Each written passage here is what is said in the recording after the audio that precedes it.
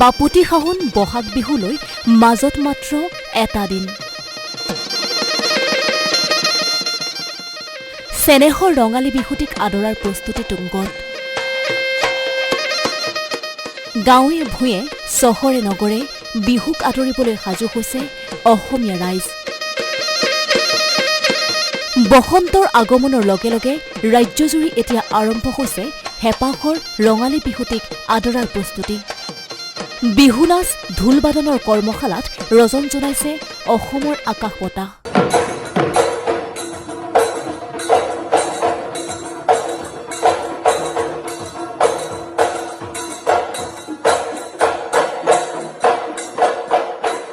কংক্ৰিটৰ মহানগৰীতো ঠায়ে ঠায়ে বহিছে বিহুৰ অস্থায়ী বজাৰ। এই দৃশ্য খানাপাৰাৰ। মহানগৰীৰ বজাৰ ভৰি পৰিছে বিহুৰ সামগ্ৰীৰে।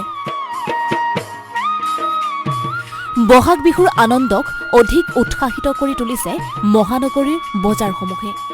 সেটা হবে আৰু লগতে কি বজাৰ কৰিছে? বজাৰ মানে বাচ্চাৰ কাৰণে বিহুৰ চাইছো আৰু ড্ৰেছ পাতি কি পাও কি নাপাও। বিহু সিমান উৎসৱটো ভাল নহ'ব, তথাপিতো আৰু আমাৰ হেঁপাহৰ ৰঙালী বিহু পাতিব লাগিব অকণমান। অসমবাসীয়ে আদৰিবলৈ লৈছে জুবিন গাৰ্গবিহীন প্ৰথমটো বহাগ। গণেশগুৰিৰ বজাৰতো দেখা গ'ল অনুৰূপ দৃশ্য। ৭ বিহুৰ সামগ্ৰীৰে ভৰপূৰ গণেশগুৰি।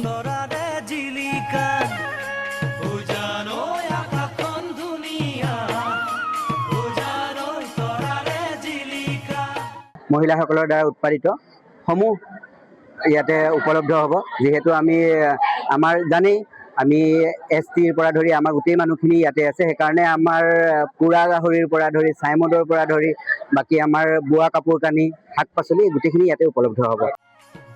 ব্যতিক্ৰম পৰিৱেশ নুনমাটি জাতীয় বিদ্যালয়ৰো। ঢুলীয়া নাচনীৰে ভৰি পৰিল নুনমাটি জাতীয় বিদ্যালয়ৰ প্ৰাংগণ।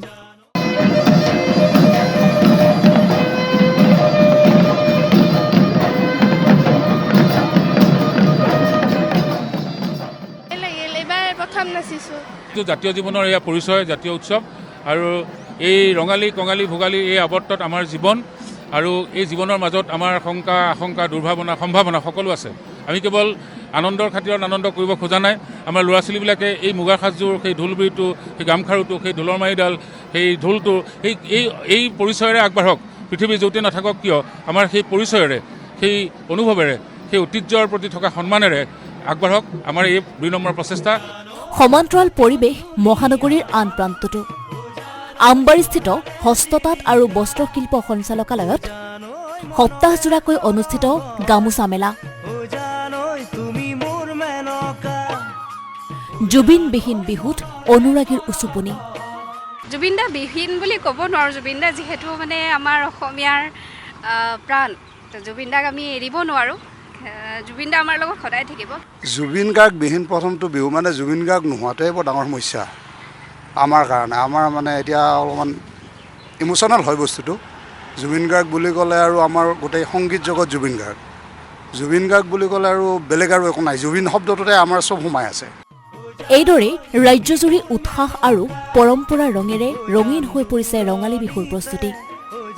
গাঁও চহৰৰ প্ৰতিটো প্ৰান্তত দেখা গৈছে একেই উৎসাহ, একেই আনন্দৰ ঢৌ। পিঠাপনা, বিহু নাচ, ঢোলবাদ্য আৰু অসমীয়াৰ সংস্কৃতি সমৃদ্ধ ঐতিহ্যৰে এইবাৰো বহাগে কঢ়িয়াই আনিছে এক নতুন আশা আৰু একতাই ভৰা বাৰ্তা। গুৱাহাটীৰ পৰা মৃন্ময়ৰ সহযোগত দিব্যলক্ষ্মী সেনাপতিৰ ৰিপৰ্ট, আছাম টক্স।